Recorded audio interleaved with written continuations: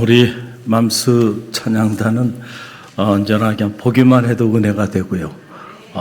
오늘 참 잠잠하면서도 우리 마음에 큰 감동을 선사해 준 귀한 찬양 너무너무 감사하고 고맙습니다. 그냥 설교 듣지 않고 맘스 찬양단이 계속 찬양만 했으면 좋겠어요. 그러면 주의 은혜가 우리 가운데 충만해가지고 돌아갈 수 있겠는데 죄송합니다. 제가 설교하러 나와서 너무너무 은혜로운 찬양으로 섬겨 주셔서 고맙습니다.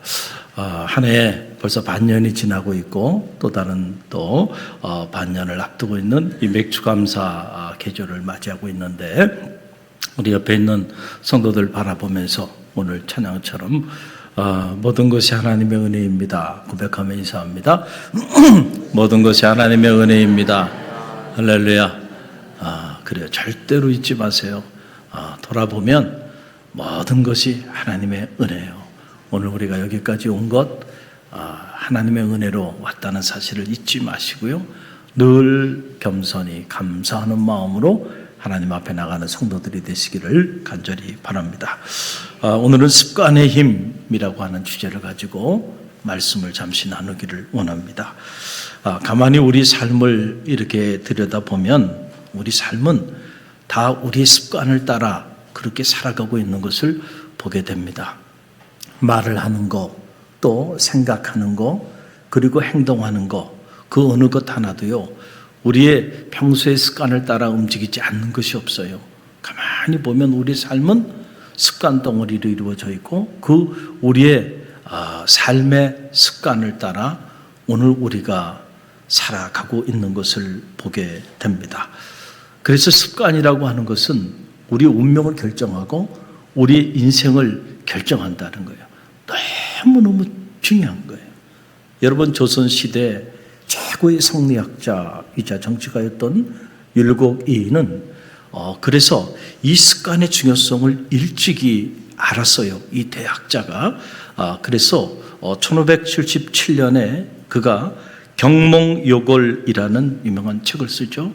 이 책을 통해서 인생을 망치는 8가지 나쁜 습관, 그 습관에 대하여 기록하고 그리고 그에게 배움을 청하는 모든 제자들에게 이 인생을 망치는 8가지 이 나쁜 습관을 삶의 자리 속에서 제거하도록 가르쳤다는 거예요. 여러분, 그 8가지가 무엇인지 궁금하죠? 제가 소개해 드립니다. 자, 화면에 나오죠? 우리 첫째 함께 읽어봅니다. 첫째, 일하지 않고 놀 생각만 하는 것. 이것도 습관이라는 거예요. 또 둘째, 할 일 없이 하루를 허비하는 것. 이것도 삶의 습관이에요.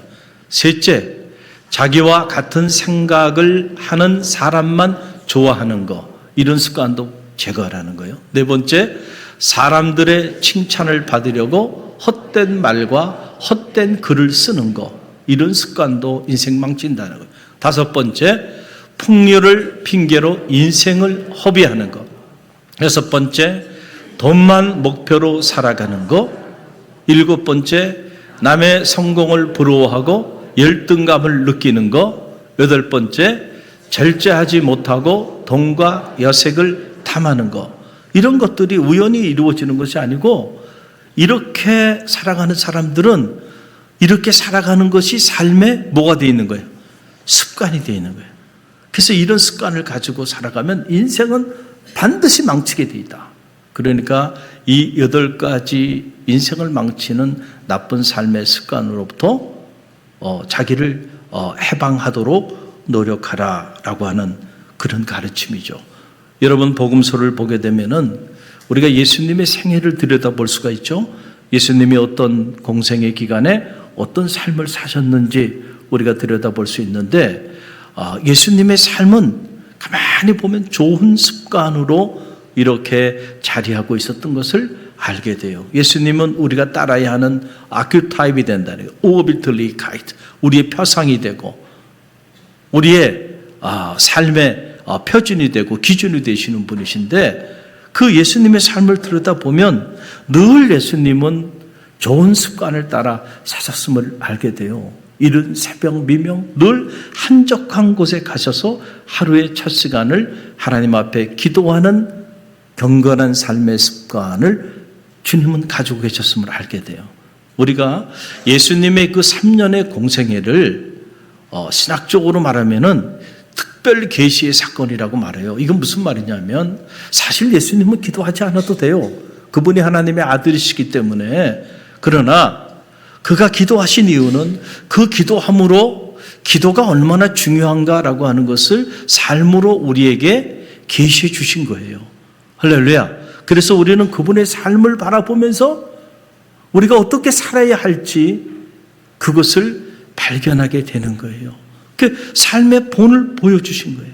하루의 첫 시간 늘 한적한 곳에 가셔서 한날의 삶을 시작하기 전에 기도하셨다. 이런 기도의 경건한 습관이 있었고 이 기도의 습관은 마지막 십자가를 짊어져야 되는 그 고난의 자리에도 나타나죠. 습관을 따라 감람산에 올라 떨어지는 땀방울이 핏방울이 될 정도로 사력을 다하는 기도를 하셨다. 그러니까 십자가를 져야 되는 그 고난 앞에서 우연히 그냥 기도 한번 해야지 그리고 제자들 데리고 산에 올라 기도한 게 아니고요. 습관을 따라 늘상 기도하는 습관이 예수님께는 있었다는 거예요. 여러분에게도 이 좋은 습관이 있게 되기를 간절히 바랍니다. 기도가 습관이 돼야 돼요. 갑자기 기도가 나오지 않아요. 아무나 기도하지 않아요. 기도하는 것이 삶의 습관이 되는 성도들이 되시기를 간절히 바랍니다. 또 오늘 이 본문의 말씀을 들여다보면 예수님이 또 좋은 습관을 가지고 계셨는데 보니까 예수님은 어려서부터 성경 말씀을 읽는 습관이 있었다는 거예요. 그래서 여러분 오늘 16절 말씀을 보세요. 함께 읽어봅니다. 예수께서 그 자라나신 곳 나사렛에 이르사 안식일에 늘 하시던 대로 회당에 들어가서 성경을 읽으려고 서심해 그랬어요. 자, 안식일에 예수님이 회당에 가셨는데 회당에 가셔서 늘 하시던 대로 뭘 했다는 거예요?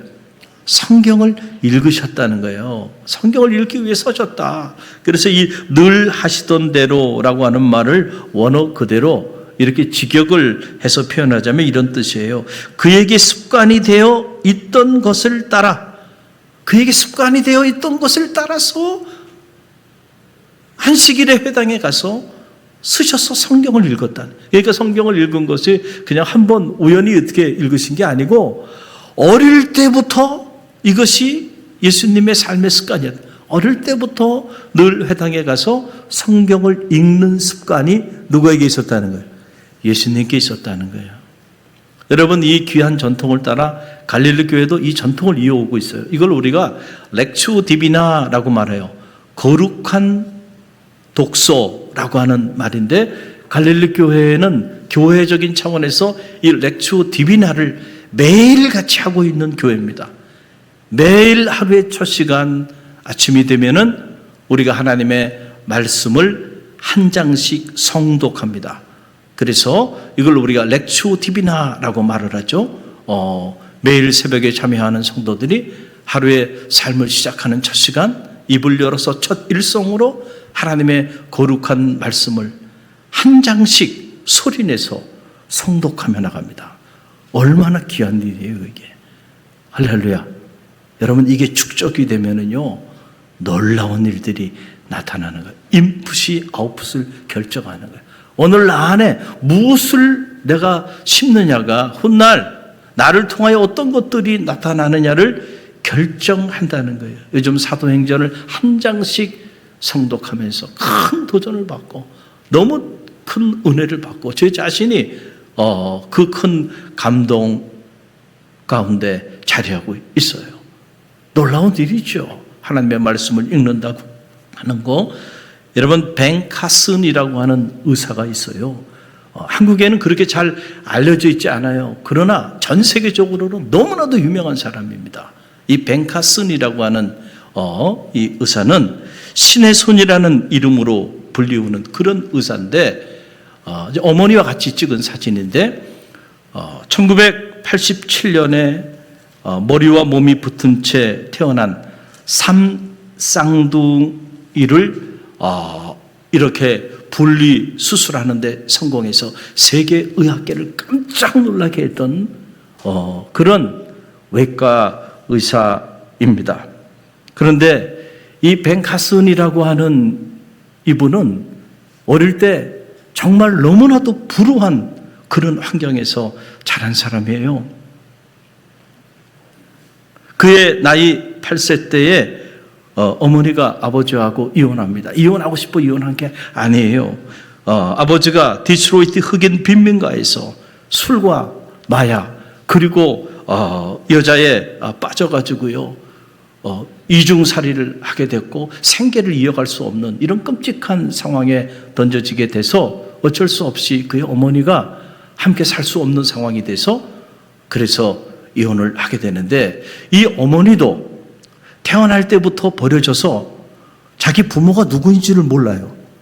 그리고 흑인으로 태어났고 또 신체적으로도 이렇게 아름다운 여성이 아니었기 때문에 이 벤 카슨의 자서전에 보게 되면은 자기 어머니는 고아원을 전전긍긍하면서 그렇게 살았는데 고아원을 돌아다닐 때마다 이상하게 생겼다고 차별을 당하고 멸치를 당하고 그렇게 살았다는 걸 부모도 모르고 그래서 생존을 위해 살기 위해서 13살 때에 남편을 만나서 결혼한 거예요. 이 남편이 내 생계를 책임질 수 있으리라 생각을 하고 그리고 남편을 만났는데 남편이 이렇게 디트로이트 흑인 빈민가에서 마약과 술에 빠져가지고 말이야. 거기다 또 여자에 빠져서 이렇게 가정을 돌보지도 못하고 자기 자신도 제대로 돌보지 못하고 그렇게 살아가는 그 모습을 보고 더 이상 살아갈 수가 없는 여러분 그런 환경에서 자랐어요. 벤 카슨이. 그래서 그의 자서전에 이렇게 읽어보니까 그가 5학년 때까지 반에서 꼴찌였어요. 그런 환경에서 무슨 공부를 했겠어요. 그리고 구구단도 외우질 못했어. 그래가지고 주변에 있는 친구들이나 사람들이 벤 카슨을 향해서 너는 바보라고 그렇게 불렀고 자기 자신도 자기는 바보인 줄 알았다는 거예요. 그런데 놀라운 사실은요. 그의 어머니 이 소냐 카슨은 단 한 번도 자기에 대해서 바보라고 말한 적이 없어. 그리고 자기 어머니는 언제나 자기에 대해서 카슨 너는 할 수 있어. 너는 바보가 아니야. 하나님이 너와 함께 하셔. 늘 그런 긍정적인 말을 그 어머니가 해준 거예요. Think Big이라고 하는 이 자서전적인 책인데 벤 카슨이 쓴 바로 이 책이에요. 이 책인데 제가 지난 주간에 이 책을 읽고 참 너무너무 감동이 됐어요. 그래서 두고두고 이 책에 나오는 내용들을 여러분에게 소개해 드리고자 하는데 그의 어머니 참 이 벤 카슨이 이렇게 인물이 된 거는 그의 어머니 소냐 카슨이라고 하는 이 여인 때문에 저는 가능했다고 생각해요. 그런 불우한 삶을 살았지만 불행한 삶을 살았지만은 학교도 나오지 못하고 초등학교 3학년밖에 나오지 못했어요. 그의 어머니도. 그러나 그녀에게 행운처럼 찾아온 것은 복음이었습니다. 뭐요? 복음. 그래서 주님을 영접하게 됐어요. 그래서 이 소냐 카슨이요. 그러니까 이 벤 카슨이 자기 자서전을 쓰면서 이 챕터 앞에 일부 챕터는 자기 어머니에 대한 얘기를 쫙 합니다. 우리 어머니 이런 사람이었습니다. 우리 어머니. 그러고 난 다음에 어머니가 가르쳐준 그 가르침에 따라서 이제 자기 인생 철학에 대한 얘기를 하게 되는데 그 앞부분에 자기 어머니가 했던 말들을 이렇게 대신 어머니를 대신해서 기록으로 남겼는데 제가 그 한 자락을 읽어드릴게요. 저는 이 부분을 읽으면서 눈물이 핑 돌고요. 야, 참. 자녀를 잘 키우는 거는 무슨 부모가 똑똑하거나 머리가 좋거나 좋은 대학을 나왔거나 이런 게 아니구나. 이런 상황 속에서도 주님을 만나면 야, 이런 어머니를 통해서 이런 여인을 통하여 이런 위대한 아들을 만들 수 있구나. 그걸 알게 됐는데 제가 한 대목을 읽어드리겠습니다.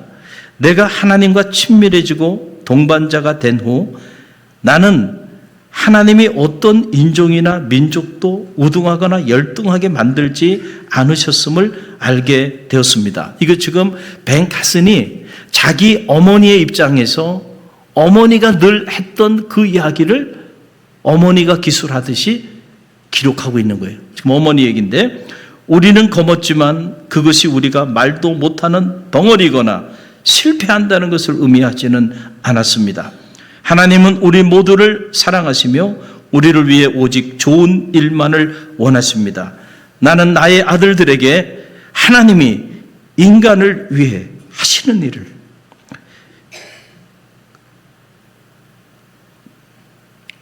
그리고 하나님은 어떤 사람을 위해서도 그런 일들을 행하신다는 것을 이해하게 하려고 노력했습니다.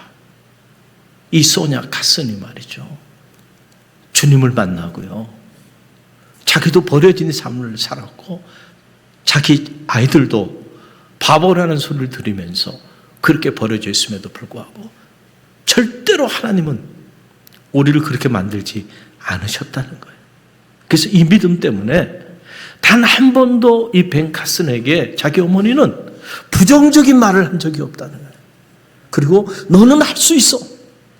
너는 하나님의 자녀야. 너는 하나님과 함께하는 사람이야. 늘 이렇게 격려하고 그를 칭찬하면서 용기를 북돋아 주었다라고 하는 그런 사실입니다. 그의 어머니가 너무너무 가난해가지고 생계를 이어가야 되니까 이제 파출부 일을 하게 되는데, 이 어머니가 이 소냐 카슨이 파출부 일을 하면서 이렇게 존경받는 사회적으로 존경받는 그런 크리스찬 가정들을, 미국은 대부분이 크리스찬이고 또 대부분이 사회에서 이렇게 저명한 위치에 있고 존경받는 위치에 있는 분들은 대부분이 다 크리스찬들입니다. 그래서 이 파출부로 일을 하면서 이렇게 보니까 정말 존경받고 사회적인 지위를 누리는 사람들은 공통점이 하나 있더라는 거예요. 보니까 다 집안들이 단정하고, 그리고 항상 들어가 보면 늘 가족들이 독서하는 삶의 습관들을 가지고 있더라는 거예요. 항상 보면 이렇게 서재에서 책을 보고 자녀들도 기회가 되면 책을 보는 그런 습관들이 있음을 알게 된 거예요. 그래서 이 소냐 카슨이 결심을 한 거예요. 나도 우리 자녀들에게 책 읽는 습관을 갖게 해줘야 되겠다.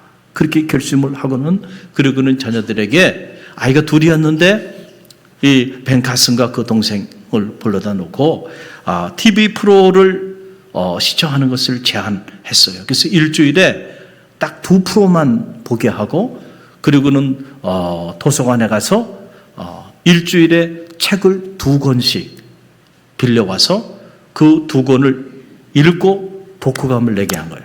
그러니까 여러분, 그 아이들이 반발했을까요, 안 했을까요? 반발했죠.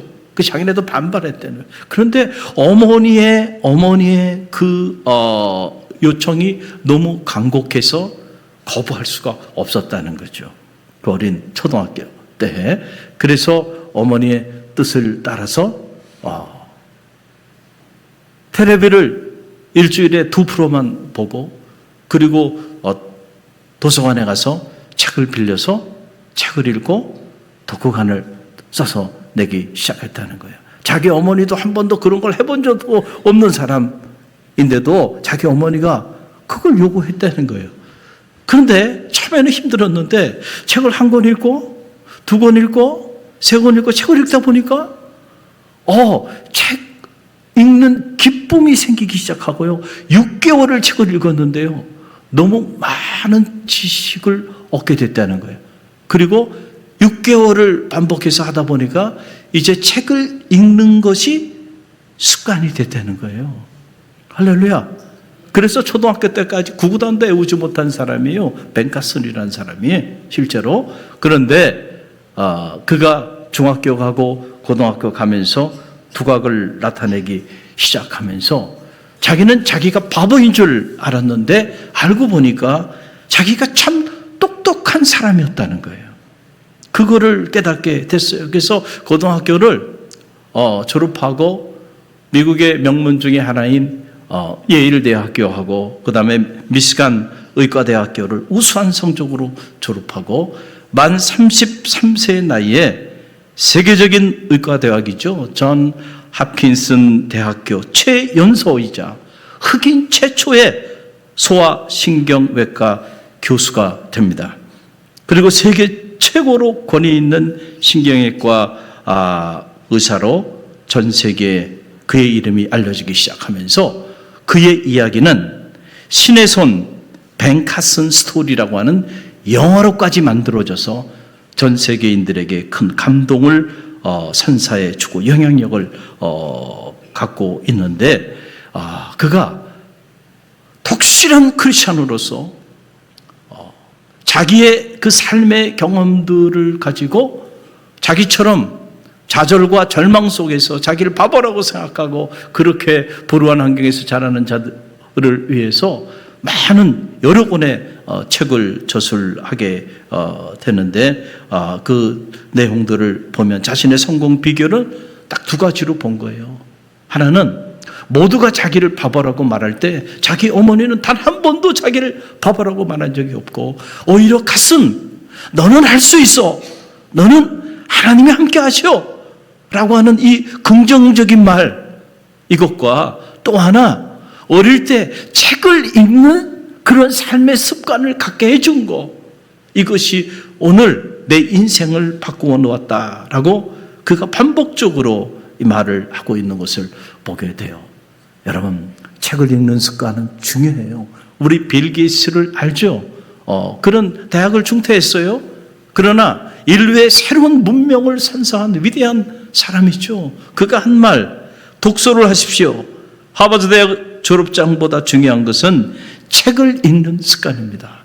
어느 분야든 성공하는 사람들은요, 다 책을 읽는 습관을 가지고 있어요.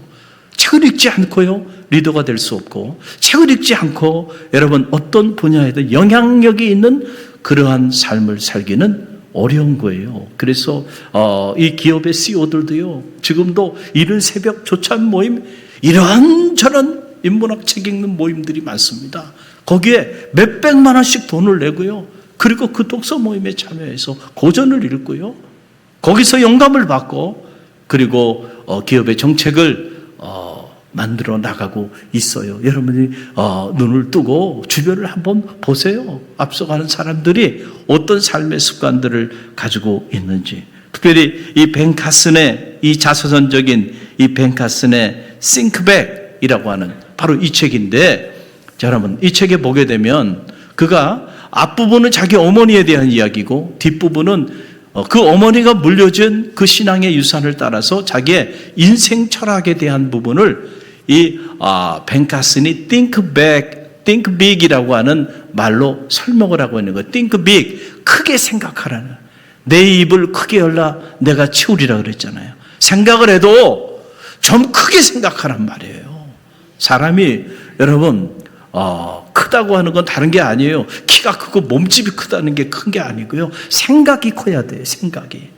여러분, 생각이 이렇게 밴드의 소갈딱지 많아가지고 말이죠, 그런 생각을 가지고 있는 사람은요, 무슨 일을 하든지 여러분 그 범주를 벗어나지 못해요. 자기의 생각만큼 사는 겁니다. 할렐루야. 크게 생각하는 자녀들을 만들게 되시길 바라고, 여러분도 크게 생각하시길 바랍니다. 네. 그래서 이 think big이라고 하는 이 말을, 자, 이니셜, 맨 앞에 있는 말이죠. 맨 앞에 있는 말을 따가지고 이렇게 표현하는 거예요. 자, 여기 보게 되면 T, 뭐예요? 탤런트죠. 재능이란 말이에요. 하나님은 누구에게나 다 재능을 줬다는 거예요. 어떤 사람도 바보는 없다는 거죠. 그 다음에 H가 뭐예요? honest, 정직. 우리는 정직하면 망한다고 생각하는데 글로벌 수준의 여러분들이 글로벌 인재가 되기 위해서는 정직해야 합니다.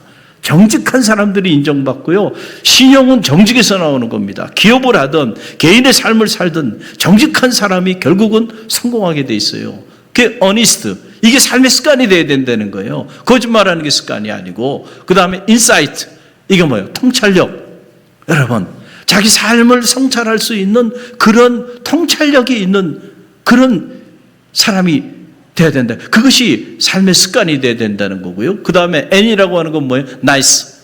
만나는 모든 사람들은 다 하나님의 자녀야. 그러니까 교만하지 말고 그 어떤 사람도 함부로 대하지 말고 친절하게 환대하라는 거예요. 이게 어머니로부터 물려받은 신앙의 유산을 자기 인생 철학으로 삼고 이 8가지를 자기 삶의 습관으로 지금도 자기 습관으로 살고자 노력하고 있는 거예요. 그 다음에 K는 knowledge이죠. 여러분, 하나님이 우리에게 이성을 주셨고 그 이성을 통해서 수많은 지혜를 주셨는데 그 지혜를 여러분 묻어놓고 살지 말고요. 많은 지식을 탐구하고 연구하는 그런 삶의 습관을 가지라는 거예요. 그 다음에 B, books, 책이죠. 독서하는 습관. 이건 벤 카슨의 인생을 바꾸는 습관입니다. 그래서 책을 통해서 책 안에는 한 사람이 평생을 연구한 내용이 책 한 권의 책 속에 있다는 거예요. 내가 그 한 권의 책을 읽음으로 그 사람 평생 연구한 그 내용을 내가 한 권의 책으로 얻을 수 있다는 거예요. 그렇다고 한다면 여러분, 한 권의 책을 여러분의 손에 쥐는 거는 여러분은 엄청난 보화를 여러분이 갖는 거예요. 근데 요즘 우리는 책을 읽지 않는 시대에 살아가요. 책의 가치를 몰라요. 좋은 카페에 가가지고 여러분들이 커피 마시고 이러는 건 즐겨도요. 커피값 한 잔에 살 수 있는 좋은 책 한 권 사는 데는요. 너무 인색하게 살아간다는 거예요. 그러니까 우리 인생을 망치고 있는 것들이에요. 다. 그 다음에 I, in-depth learning이라고 하는 거죠. 자, 이거 뭐냐면은 우리가 지식을 가져도 그 지식을 그냥 수박 겉핥기식으로 이렇게 얕은 지식에 머물러 있지 말고 좀 더 보다 심화된 깊이 있는 지식을 갖도록 늘 노력하는 삶의 습관을 가져라. 그리고 G, 한번 따라해보세요. G가 뭐예요? God, 하나님 가장 중요한 거죠. 하나님은 우리의 도움이 되신다는 거예요. 그래서 그 하나님은 우리와 함께 하시기 때문에 언제나 그 하나님과 함께 내가 살아가고 있다고 하는 이 신의식을 잊지 말고 살으라는 거예요. 그래서 신앙도 습관인 거예요. 내가 하나님을 믿는 것도 여러분의 삶의 습관이 되기를 간절히 바랍니다. 그럴 때 위기를 만나도요, 그게 습관이 되면 그 믿음이 나오는 거예요. 그런데 이게 믿음이 습관이 되어 있지 않으면 위기를 만나면요, 한순간에 전혀 믿음이 없는 사람으로 전락하고 말아요. 왜냐하면 내 삶의 습관이 되어 있지 않아요, 믿음이. 하나님을 믿는 믿음이 여러분의 삶의 습관이 되길 바랍니다. 그래서 이 8가지 습관을 우리에게 권면해 주고 있어요. 가난했습니다. 매우 불우한 환경에서 성장했습니다.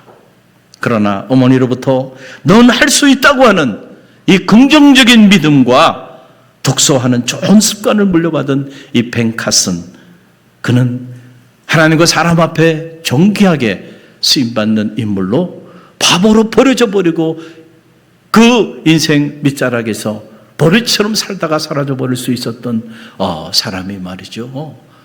이렇게 존귀한 인물로 쓰임받게 된 거예요. 좋은 습관은 좋은 인생을 만듭니다. 나쁜 습관은 나쁜 인생을 만드는 거예요. 그래서 예레미야 22장 21절에 보게 되면 이런 놀라운 말씀이 있어요. 하나님이 이렇게 말씀하십니다. 우리 함께 읽어봅니다. 내가 평안할 때에 내가 내게 말하였으나 내 말이 나는 듣지 아니하리라 하였나니 내가 어려서부터 내 목소리를 청정하지 아니하면 내 습관이라. 하나님이 말씀하여 주시는 거예요. 야, 내가 아무리 말을 해도 너는 듣지 않는구나. 그 듣지 않는 것이 왜 이렇게 듣지 않는가 내가 보니까 듣지 않는 것이 어려서부터 너의 무엇이 됐다고요? 습관이네. 어려서부터 하나님의 말씀을 듣는 것이 습관이 된 사람은 하나님의 음성이 선포될 때 그 소리를 하나님의 음성으로 받아 먹습니다. 그런데 어릴 때부터 하나님의 음성을 듣는 것이 습관이 되어 있지 않아. 여러분 3살 버릇 8까지 간다고요. 이게 어려서부터 그런 버릇이 있으면은 그 버릇 때문에 아무리 좋은 생명의 말씀이 선포돼도요, 그 말씀을 하나님의 말씀으로 받아들이질 못해. 저 사람이 왜 저럴까 보니까 말씀을 듣는 것이 뭐가 되어 있지 않아요. 습관이 되어 있질 않아. 습관이. 저는 바라기는 여러분이 생명의 말씀을 듣는 것이 여러분의 삶의 습관이 되어 있기를 간절히 바랍니다. 이런 좋은 습관을 가질 때 오늘도 하나님의 말씀이 선포될 때 이 말씀을 사람의 소리를 듣지 않고요, 붙잡아서 그 한 번의 그 말씀이 내 운명을 바꾸는 거예요. 할렐루야. 흘려보내지 말라는 거예요. 흘려보내지 말라는 거예요. 여러분, 그래서 이 사도 바울은 에베소 교우들을 향하여 이렇게 선포했어요. 에베소 4장 22절로 24절 말씀 함께 읽어봅니다. 너희는 유혹의 욕심을 따라 썩어져가는 구습을 따르는 옛사람을 벗어버리고 오직 너희의 심령이 새롭게 되어 하나님을 따라 의와 진리의 거룩함으로 지음을 받은 새 사람을 입으라. 아멘.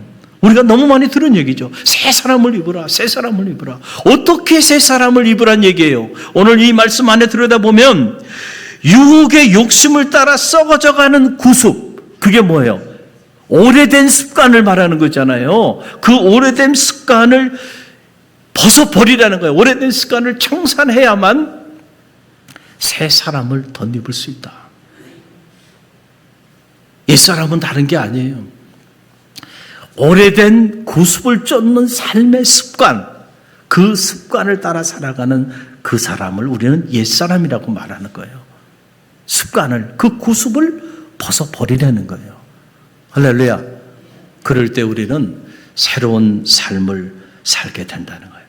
내 삶의 습관이 바뀌지 않으면요, 내 인생도 절대로 바뀌지 않습니다. 좋은 습관이 여러분에게 있게 되기를 간절히 바랍니다. 우리는 신라의 용장 김유신 장군을 잘 알고 있죠. 특별히 그와 관련된 일화, 자신의 사랑하는 말에 목을 베었다는 이야기 여러분 들어보셨으리라 생각이 들어요. 이 이야기는 고려의 문인 이인노가 저술한 파한집에 나오는 그런 이야기예요. 김유신이 친구와 함께 자주 가는 술집이 있었는데 그 술집에 청간녀라고 하는 여인이 있었어요. 아마도 아름다웠겠죠. 그래서 젊은 날 이 김유신의 마음을 사로잡았어요. 그래서 늘 이 청간녀를 보기 위해서 술집을 드나드는 그런 삶의 습관을 가지고 살았어요. 그 사실을 김유신의 어머니가 알게 된 거예요. 그래서 김유신의 어머니가 절대로 다시는 그 청간녀를 보기 위해서 술집을 드나들지 말라. 그래가지고 화랑으로서 앞으로 어떻게 인물로 쓰임받게 되겠느냐. 어머니에게 엄청난 야단을 맞습니다. 그리고는 김유신이 정신이 바짝 들어가지고 그래, 결단을 합니다. 그리고는 다시는 내가 청간녀를 보기 위하여 술집을 드나들지 않겠다. 아주 굳은 결심을 했어요. 그리고 어느 날 말을 타고 오는데 그만 잠이 들어버린 거예요. 그리고 잠에서 이렇게 깨어보니까 자기 말이 자기를 어디로 데리고 간 거예요? 말도 뭐가 있어요? 습관이 있는 거야, 이놈의 자식이. 맨날 거기를 드나드니까, 그러니까 이 말이 주인이 글로 가기를 원하는 줄 알고요. 그리고는 그 청간녀가 있는 술집 앞으로 자기를 인도한 거야. 그리고 잠에서 깨서 보니까 말이야, 그 술집 앞이고 자기가 온 걸 보고 청간녀가 기뻐가지고 말이야, 확 뛰어나오는 거야.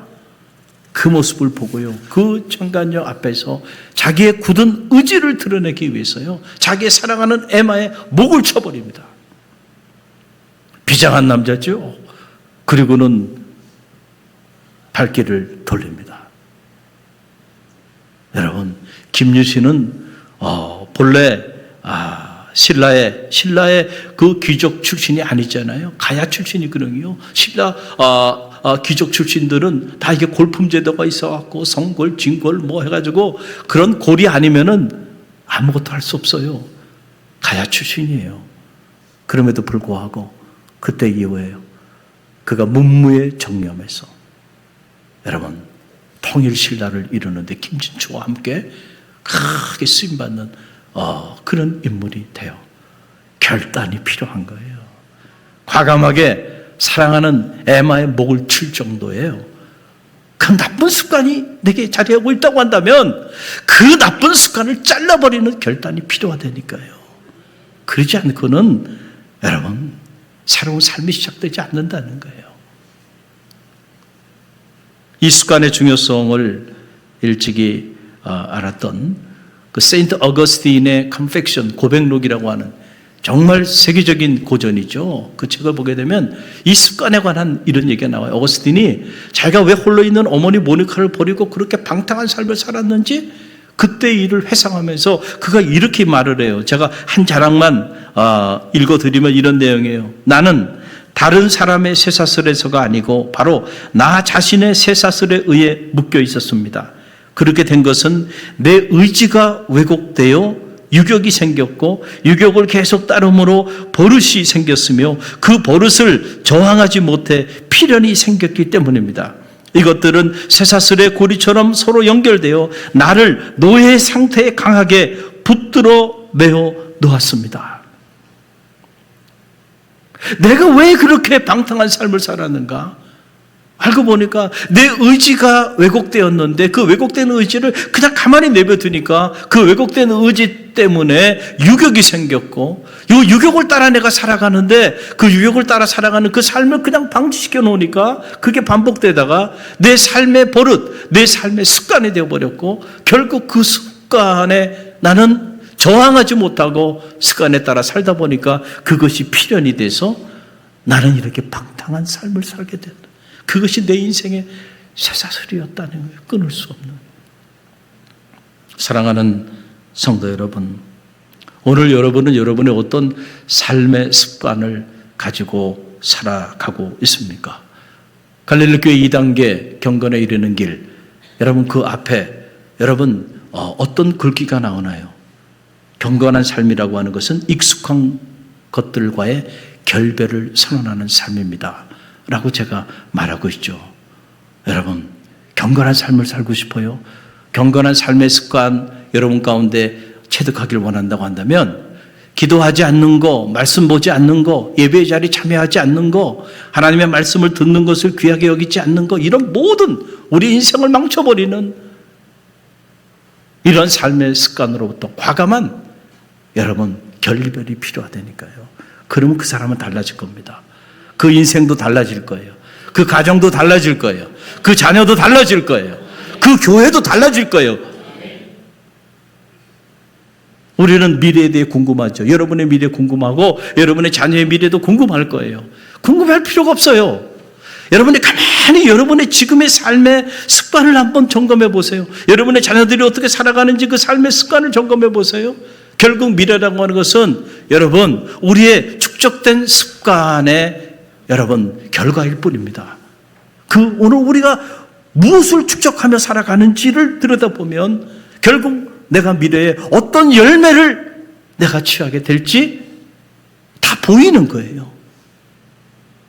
저는 바라기는 우리 갈릴리 교회 모든 성도들이 하나님과 사람 앞에서 정말 여러분의 인생이 후회 없는 인생, 여러분의 인생이 정말 하나님과 사람 앞에 빛나고 그런 존귀한 삶을 살게 되기를 간절히 바랍니다. 그러기 위해서 좋은 습관을 갖도록 지금 이 순간부터 결단하게 되기를 간절히 바랍니다.